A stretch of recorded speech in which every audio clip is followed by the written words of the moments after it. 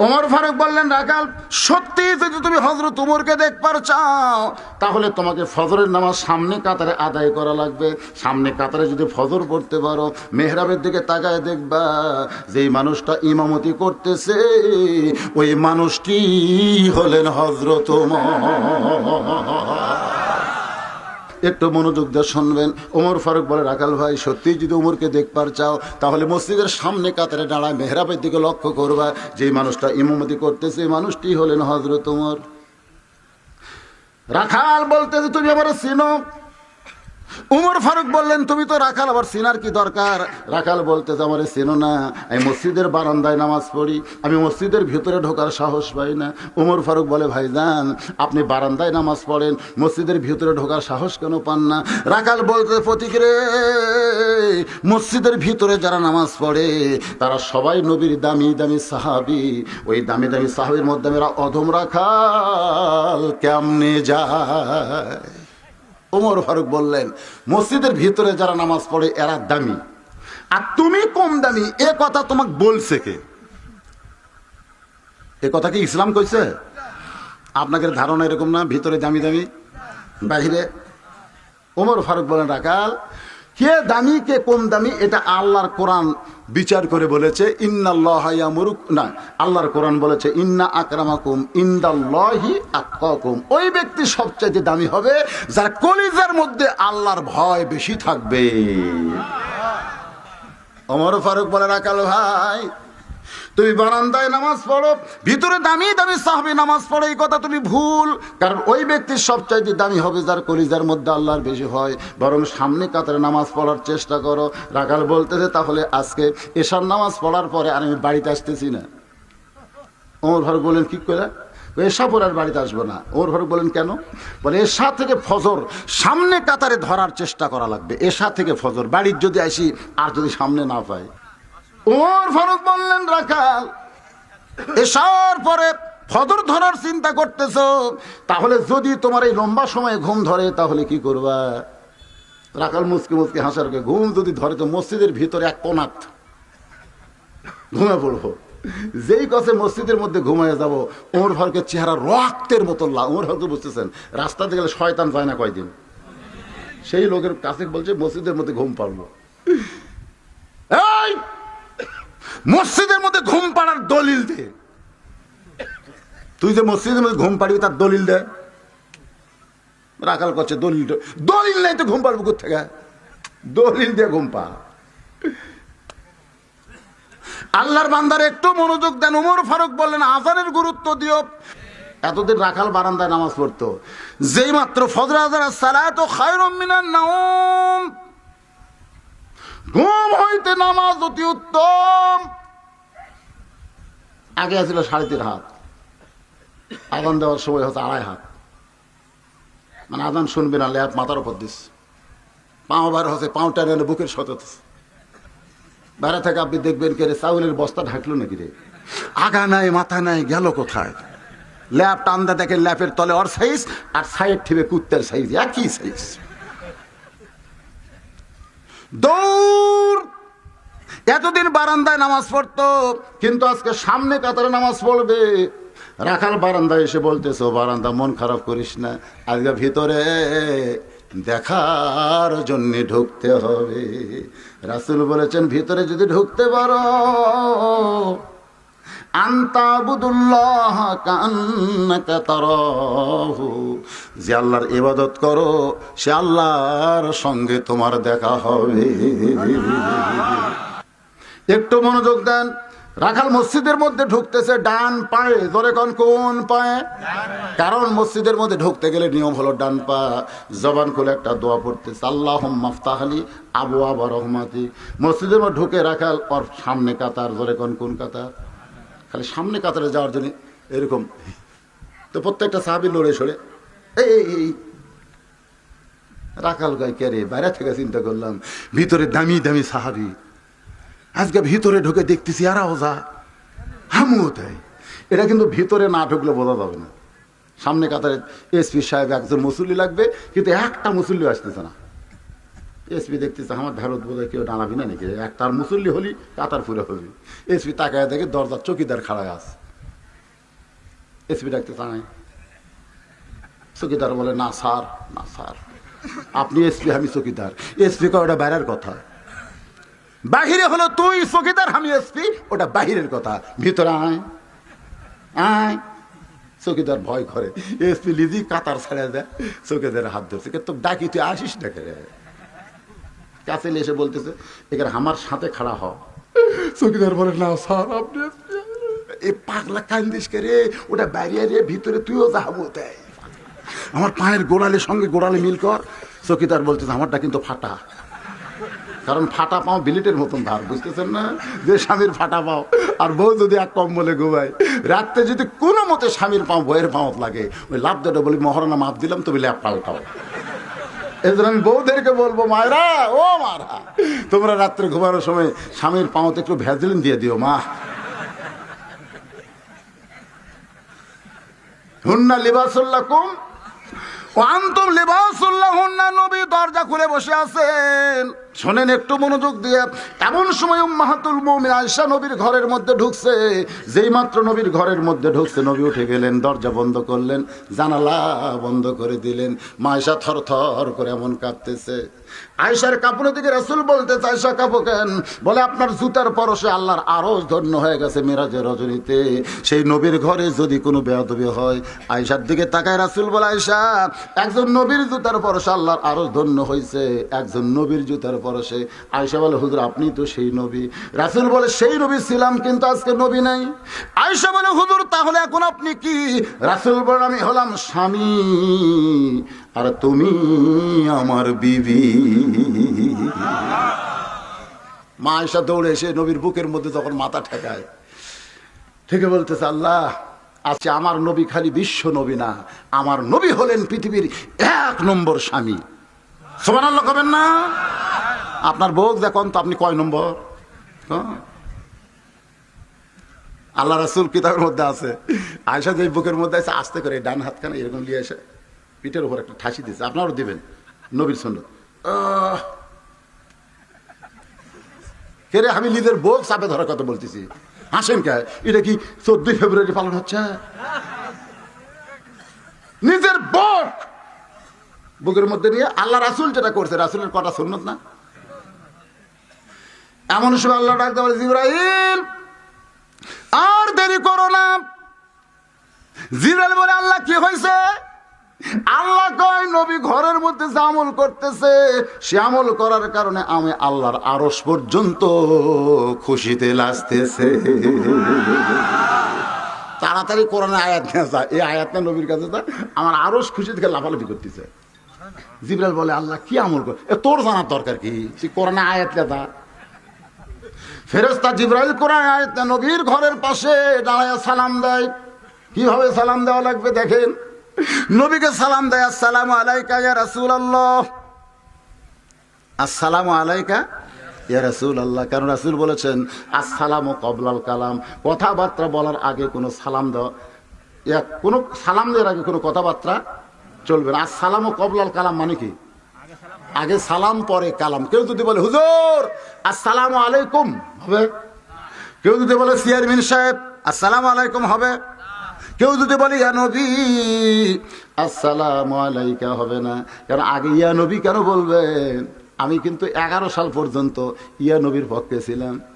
ইয়া নবী সালাম আলাইকা 11 সাল পর্যন্ত ছিলাম, কিন্তু 11 সালে হজ করবার যাই দেখি 100 দেশের মুসলমান নবীর রওজার পাশে যখন দাঁড়ায়, ইয়া নবী সালাম আলাইকা কেউ দেয় নাই, সবাই বলেছেন আসসালামু আলাইকা ইয়া রাসূলুল্লাহ। সকলে বলেন আসসালামু আলাইকা ইয়া হাবিবাল্লাহ, আসসালামু আলাইকা ইয়া রাসূলুল্লাহ। আগে সালাম দিয়া তারপর ইয়া নবী কোন কোনো অসুবিধা নাই, কারণ রাসূল হাদিসে আমল করা লাগবে। ফেরেশতা জিবরাইল সালাম দিলেন আসসালামু আলাইকা ইয়া রাসূলুল্লাহ, সঙ্গে সঙ্গে নবী চমকে উঠছে। নবী যেই চমকে উঠছে, নবীর বুকের মধ্যে কি আছে? মা আয়েশা। আয়েশা বলে হুজুর চমকে উঠলেন কেন? রাসূল বলতেছে জিবরাইল লাগছে রে। আয়েশা কয় হুজুর এটা একটা টাইম হলো। চিন্তা করে দেখেন, স্বামী যখন বউকে বুকের মধ্যে নেয়, ওই সময়টা হলো জান্নাতি মুহূর্ত। সুবহানাল্লাহ কর না, তখন কিছু ভালো লাগে? এই ওই কাম ছাড়া কিন্তু ভালো লাগে সেটা বলতে ভালো লাগে। আল্লাহ নবী বলতেছেন আয়েশা কোনো চিন্তা করো না, তুমি আমি যেই কাম করতেছি এইটা একমাত্র আল্লাহ ছাড়া পৃথিবীর কেউ জানে না।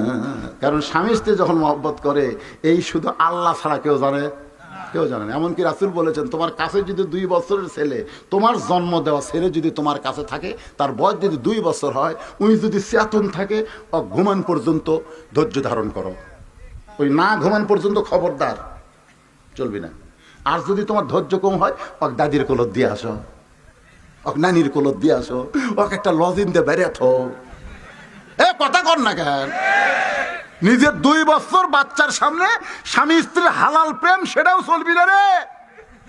আর এরা 14ই ফেব্রুয়ারি কলেজ ভার্সিটি পার্কে কাতি মেশা কুত্তার মতন জোড়া লেগেছে। তোর কোন কথা ঠিক না?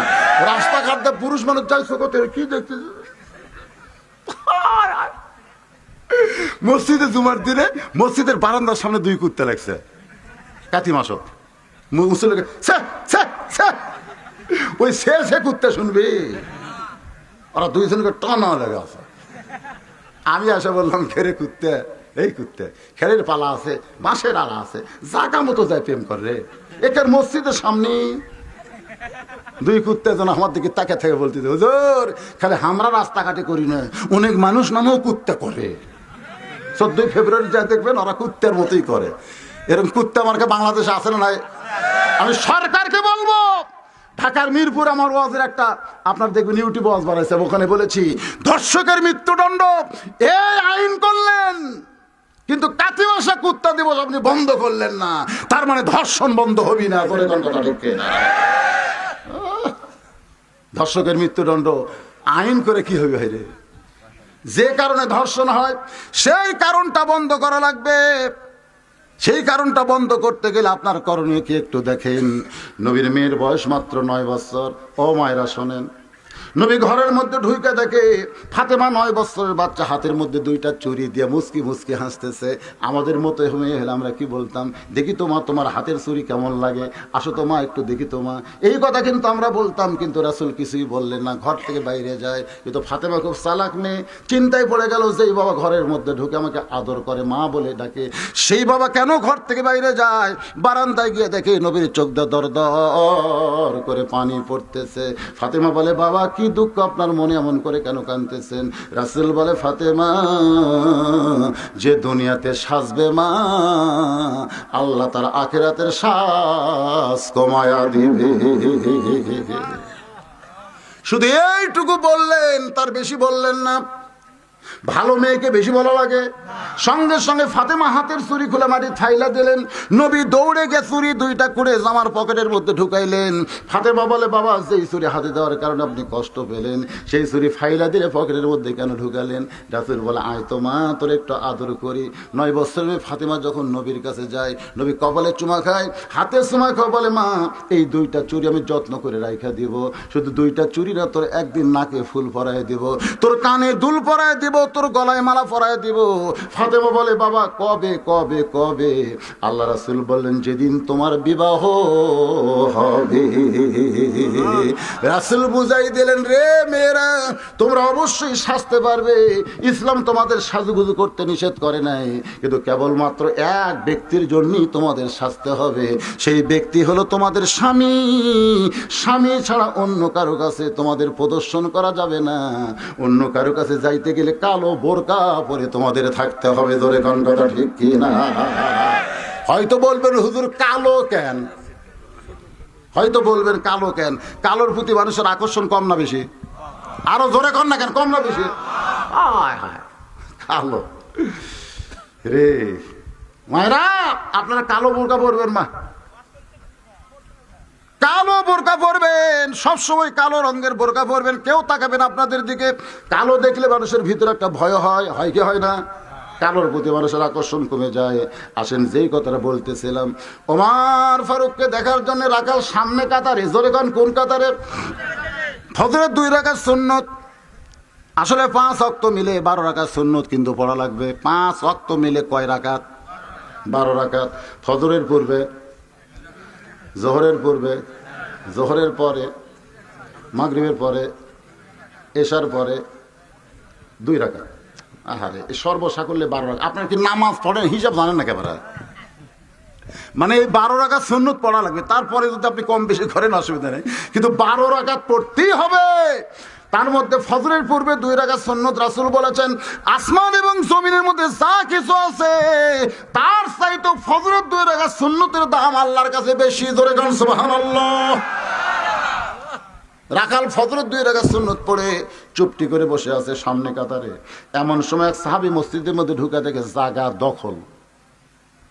এক সাহাবী ঢুকে থেকে জায়গা দখল। দখল মানে সে সাহাবীর নাম হলো ওসমান গনি। জোরে কার নাম কি? ওসমান গনি ঢুকে থেকে জায়গা দখল। জায়গা দখল বুঝতেছেন না? রাসূল কইছে আমার আবু বকর যখন ইমামতি করবে, আবু বকর বরাবর পিছনে যিনি দাঁড়াবে তার নাম হলো ওমর। ওমর যখন ইমামতি করবে, ওমর বরাবর পিছনে যিনি দাঁড়াবে তার নাম হলো ওসমান। ওসমান যখন ইমামতি করবে, ওসমান বরাবর পিছনে যিনি দাঁড়াবে তার নাম হলো আলী। হযরত আলী যখন ইমামতি করবে, আলী বরাবর পিছনে। রাসূল চুপ হয়ে গেলেন। সাহাবীরা বললেন ইয়া রাসূলুল্লাহ, আলী যখন ইমামতি করবে, আলী বরাবর পিছনে কে দাঁড়াবে? রাসূল বললেন মা ইয়ান্তিকু আনিল হাওয়া ইন হুয়া ইল্লা ওয়াহয়ুহা। আমি রাসূল বলতে পারি না যতক্ষণ আল্লাহ না বলায়। আলী পর্যন্তই বলার আমার হুকুম আছে, এরপরে বলার হুকুম নাই। এ পর্যন্ত বলার কারণ হলো আল্লাহ রাসূল বলে দিলেন এ পর্যন্ত হলো খোলাফায়ে রাশেদা। খোলাফায়ে রাশেদা। তাহলে উমর যখন ইমামতি করবে, উমর বরাবর পিছনে কে দাঁড়াবে? কথা কয় না, কিন্তু আসে দেখে জায়গায় দখল। মানে যে জায়গায় ওসমান নামাজ পড়ে জায়গা একজন বসে আছে। আল্লাহ রাসূল বলেছেন কেউ যদি মসজিদে কোনো জায়গা দখল করে, সে নিজের ইচ্ছায় যদি জায়গা না ছাড়ে, তাকে জোর করে জায়গা ছাড়ানো যাবে। ওসমান গনি রাখালের পাশে 2 রাকাত সুন্নত নামাজ আদায় করে।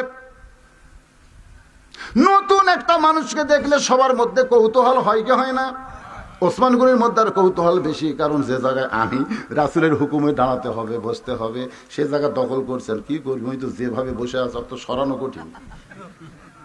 তো নামাজ সালাম ফিরে, সুন্নতের সালাম ফিরে খালি। শোনেন, মূর্খ মানুষের দিকে তাকালেও কিন্তু বিপদ। বিপদ না? তাহলে একটা ভ্যান চলার দিক খালি তাকা থাকেন, ওই খেয়ে দেবে। ওসমান গনি কেবল তাকাছে, রাখাল বলতে কি কি দেখেন? বসা মানুষ লাফতে উঠছে। রাসূল বলেছে আমার সাহাবীর মধ্যে সবচাইতে নরম কলিজার সাহাবী হলো আবু বকর আর ওসমান। যে বলছে কি দেখেন? ওসমান গনি কই ভাই এত খেপছেন কেন? খেপার কারণ হলো রাখাল। রাখালের ভাষা কোনোদিন আসতে হয় না। ওসমান গনি বলতে ভাইজান কোনোদিন আপনাকে সামনে কাতারে দেখে নাই, আজকে প্রথম দেখতেছি। আপনার নাম কি, পরিচয় কি?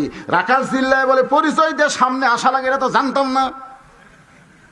ওসমান গনি বলে ভাই তেরার দিকে যান কেন? আপনি আমার ভাই, আপনার পরিচয় কি জানার যোগ্যতা আমার নাই। রাখাল বলতে বারান্দাত নামাজ পড়ি, আজকে সামনে কাতারে আসছে খালি দেখার জন্য। দেখা হলি ছেড়ে যাবো, আর কোনোদিন সামনে আসবো না, আমার ঠেকা পড়েনি। কথার সাইজ। ওসমান গনি চোখের পানি বের করে বলতে ভাইজান কি কইলেন? আজকে দেখা হলি চলে যাবেন, আর কোনোদিন আসবেন না। আজকে আপনি দেখতে পারবেন এই বিশ্বাস আপনার কলিজায়, কিন্তু কয়েক বছর হলে সামনে কাতারে নামাজ পড়তে যে ভাইজান, এখন পর্যন্ত আমার দেখা হয় নাই। রাখাল দেখতে চাই হযরত ওমরকে, আর ওসমান দেখতে চাই নামাজের মালিক আল্লাহকে। রাখাল বলতেছে মনে হয় এত বছর হলে তুমি সামনে কাতারে নামাজ পড়ো, তারপরে তোমার সাথে দেখা হয়নি? ওসমান গনি ভাই না ভাই হয়নি ভাই। রাখাল বলতে তাহলে তোমার চোখের সমস্যা আছে।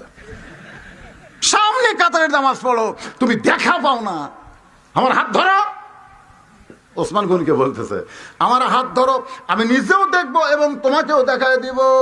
এমন সময় আল্লাহর কোরআন বলতেছেন ইয়া আইয়ুহাল্লাযীনা আমানুত্তাকুল্লাহা ওয়া কুনু মা'আস সাদিকিন।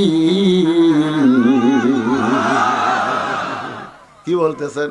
এই ইমানদার বান্দারা, আল্লাহর ভয় যদি তোমাদের কলিজার মধ্যে রাখতে চাও, একজন সাদিকিন সত্যবাদী বান্দার তোমরা সাথী হও। ওসমান গনি রাখালের হাত ধরে চুপ করে বসে আছে, আর মনের মধ্যে আনন্দ, আমার যোগ্যতায় হয়নি, আজকে এই আল্লাহর ওলির যোগ্যতায় হবি। সুবহানাল্লাহ কইন না? কিছুক্ষণ পর আকামত শুরু। আকামত যখন শুরু হয়েছে এমন সময় হযরত ওমর মেহরাবের মধ্যে ঢুকছে। একটু খেয়াল করবেন, আপনারা হয়তো চিন্তা করেন হযরত ওমর কোন দিক দিয়ে ঢুকলো, মসজিদের দরজা দিয়ে কি মেহরাবে আইলো নাকি? না, কখনোই না। যখন কোরআনের সমাজ চালু হবে, প্রত্যেকটা ইমাম হবে ওই এলাকার সবচাইতে বড় নেতা, মসজিদ অনুযায়ী, জোরে কোন ঠিক কিনা? আর ওমর ফারুক অর্ধ পৃথিবীর খলিফা। মেহরাব থেকে ছোট্ট একটা দরজা আছে, দরজার ওই পারে তার রেস্টরুম আছে। ওই রেস্টরুমের মধ্যে আরাম করার পরে যখন আকামত দিবে তখন ইমাম সাহেব মেহরাবের মধ্যে ঢুকবে। যেই মাত্র কদ কামাতিস সালাহ মুয়াজ্জিন বলতেছে, এমন সময় রাখাল আল্লাহু আকবার, রাখাল যেই বলেছে আল্লাহু আকবার, ওসমান গনি রাখালের হাত ছাড়াই দিস। এতক্ষণ হাত ধরে ছিল, এবার হাত ছাড়া দিস। ছাড়া দিয়ে বলতেছে, ভাইজান ইমাম সাহেব ভুল করলে মানুষ লোকমা দেয়, এখনো আকামতই শেষ হয়নি আর তুমি আল্লাহু আকবার কইলা। রাখাল বলতেছে, এই জন্যই তো তুই কানা, এই জন্যই তো দেখ পারাস, তুই দেখ পারপাস না। আমি কি জন্য আল্লাহু আকবার কইলাম মিয়া তুই জানিস না? সঙ্গে সঙ্গে পিছনে কাতার একজন সাহাবী দৌড়ে এসে রাখালের হাতটা খপ করে ধরে বলতেছে, এই শয়তান, তোর সামনে কাতারে দেখে আমার সন্দেহ হয়েছে। তোর তো কোনোদিন আমি সামনে কাতারে দেখি নাই, আজকে তোর সামনে কাতারে দেখি আমার সন্দেহ হয়েছে। এই পাগল, তুই যারে কানা কানা বললি, যারে তুই ইত্যাকারি করে কথা বললি, সেই মহামানবকে তুই চিনিস? পাগল, তুই যারে কানা কানা কইলি, ওই মহামানব হলো আল্লাহর নবীর ডবল জামাই, আল্লাহর নবীর ডবল জামাই ওসমান গনি। রাখাল কান্দে, আরে আমি বারান্দায় নামাজ পড়ি, আমি ভিতরে ঢোকার কোনোদিন যোগ্যতা আমার ছিল না, আমি কোনোদিন ভিতরে ঢুকতে চাই নাই, কারণ ভিতরে দামি দামি সাহাবীকে আমি রাখাল কেমনে চিনবো?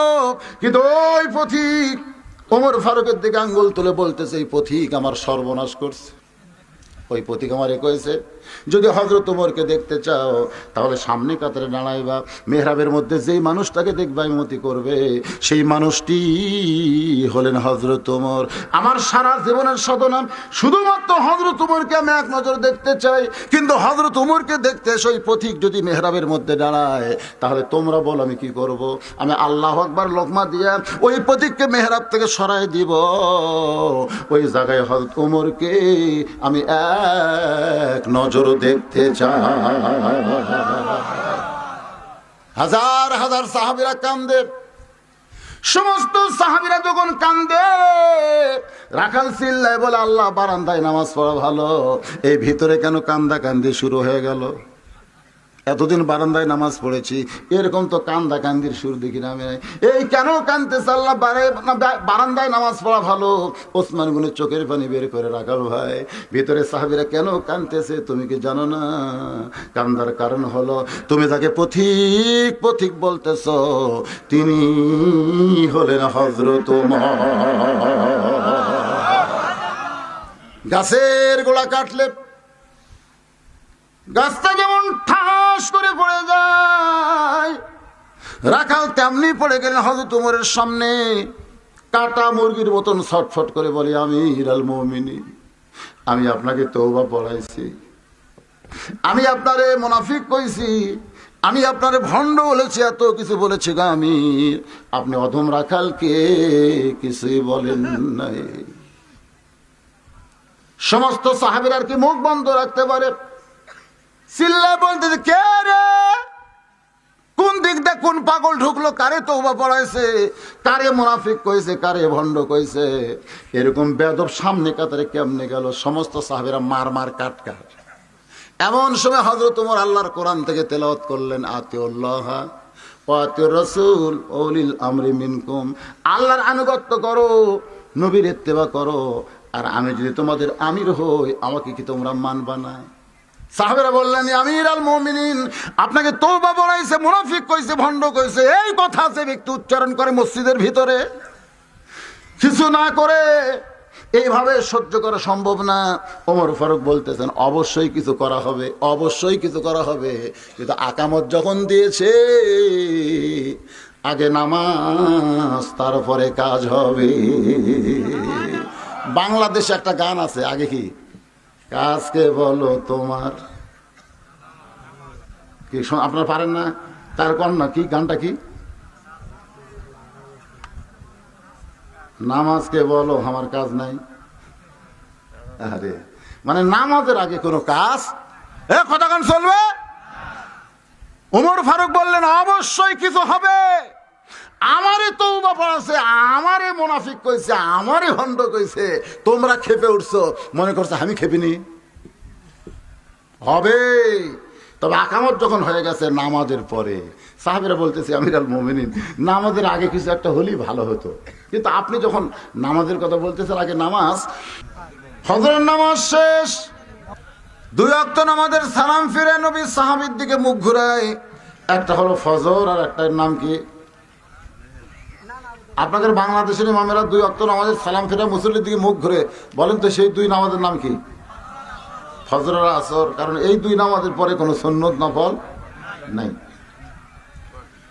দেখেন সব নামাজের পরেই সুন্নত নফল আছে, কিন্তু এই ফজর আর আসরের পরে নাই।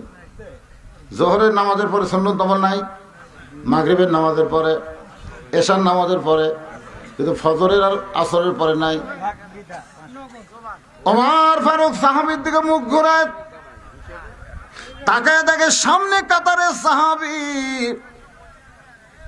রাখাল এমন ভাবে কাঁদতেছে, মনে হয় যে 2টা রাকাত নামাজ কিভাবে রাখালের গেল। সবসময় একই চিন্তা, যে মানুষটাকে দেখার জন্য আমি পাগল, যে মানুষকে সারা জীবন একবার দেখার জন্য আমার অন্তর ব্যাকুল, সেই মানুষকে আমি তওবা পড়াইছি, সেই মানুষকে মুনাফিক কইছি, সেই মানুষকে ভণ্ড কইছি।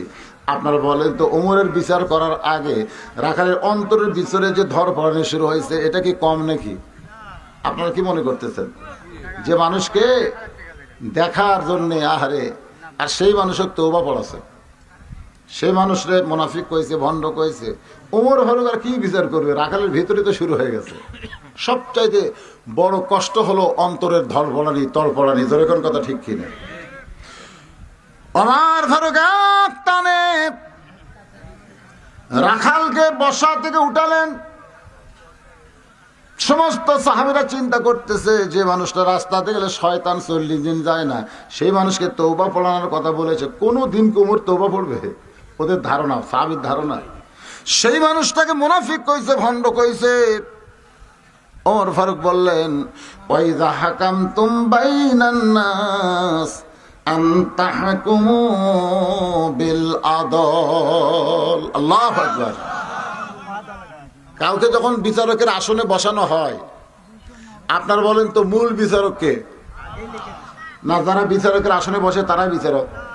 এই জন্য আল্লাহ বলেছেন বিচারকের আসনে বসলে তোমার ইচ্ছা মতো তুমি বিচার করতে পারবা না, আল্লাহর আইন অনুযায়ী বিচার করা লাগবে। কোন বিচারক যদি নিজের ইচ্ছা মতো বিচার করে, আখিরাতের আদালতে আলাইসাল্লাহু বিআহকামিল হাকিমিন, সবচেয়ে বড় বিচারকের নাম কি? কথা কয় না, আল্লাহ। জোরের নাম কি? আসামির কাঠগড়ায় বিচারককে ডানার লাগবে, বুঝেন না? ওমর ফারুক এক টানে রাখালকে বুকের মধ্যে নিলেন, সেজদার জায়গায় চুমু দিলেন। সমস্ত সাহাবীরা বললেন আমিরুল মুমিনিন, এটা কি হলো? এটা কি হলো? যিনি আপনাকে তওবা পড়াইছে, মুনাফিক কইছে, ভণ্ড কইছে, তাকে আবার বুকের মধ্যে নিয়ে কপালে চুমা দিলেন, এটা কি হলো? ওমর ফারুক বললেন সাহাবীরা রে, রাখাল যে কথা বলেছে সত্য বলেছে, আমাকে তওবা পড়াইছে, আমারে মুনাফিক কইছে, ভণ্ড কইছে, অবশ্যই কইছে। কিন্তু আমি রাখালকে বুকের মধ্যে চুমু দেওয়ার কারণ হলো, আমি এত কথা রাখালের হজম করেছি একটাই মাত্র কারণ, আমি তখন রাখালকে দেখি নাই, রাখালের ভিতরে পুরা আল্লাহর কোরআন আমি দেখতে পাই। শুধুমাত্র আল্লাহর কোরআন দেখার জন্যে আমি রাখালের এইগুলা হজম করেছি।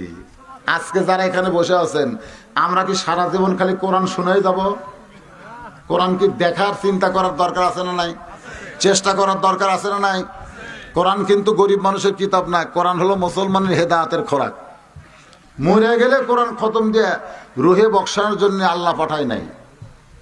আমরা অনেক সময় মনে করি যে লোকটা মরে গেল তার জন্য কোরআন খতম দিয়ে দোয়া করলে তার আমল নামায় কিছু যোগ হবে। এটা সম্পূর্ণ ভুয়া কথা। কারণ কোরআন প্রত্যেকটা মুসলমান নন নারীর জন্য পড়া শিক্ষা করা কি আরো জোরে কন। তাহলে যে লোকটা নিজে কোরআন পড়তে পারে না, আমি কোরআন পড়ে তার নামে সোয়াব বক্সায় দেব আর সে সোয়াব পাবে, এতে কি মনে হলো? আল্লাহ রাসূল বলেছেন যে ব্যক্তি কোরআন পড়বে প্রতি অক্ষরে তাকে 10টা করে নেকি দেওয়া হবে। প্রতি অক্ষরে কয়টা? আর 10টাকে 30 পারা কোরআন শেষ করার পরে দিবে প্রতি অক্ষরে। যখন আলিফ 10, লাম 10, মিম 10, আপনি একটা করে অক্ষর উচ্চারণ করবেন, সাথে সাথে আপনার ফেরেশতা 10টা করে নেকি লেখা শেষ করে দেবে। আপনার কোরআন খতমও শেষ, নেকি দেওয়াও, কথা কয় না, নেকি দেওয়াও। তাহলে আপনি যদি আবার বলেন যে আল্লাহ যে এক খতম কোরআন পড়লাম তার সওয়াব অমুক চেয়ারম্যানক দেও, তখন ফেরেশতা কবে আল্লাহ একই সওয়াব কয়বার? না না, ওই তো লেখা শেষ, ওরই নামই লেখা শেষ, ওই তো আবার চালান দিচ্ছে অমুককে দাও। আল্লাহ কয় এটা ভুয়ামি, ওরা জানে না তো। যে ব্যক্তি কোরআন পড়বে না তার জন্যে জীবিত ব্যক্তিরা 1000 খতম কোটি খতম দিলেও মরা ব্যক্তির আমল নামায় একটা সওয়াবও যাবে না। কারণ কোরআন মরা মানুষের কিতাব না, কোরআন হলো জীবন্ত মানুষের হেদায়েতের খোরাক। জোরে কোন কথা ঠিক না? বুঝলেন? বুঝলেন? বুঝলেন? বুঝ পাতা না বুঝলে খাতেজ পাতা।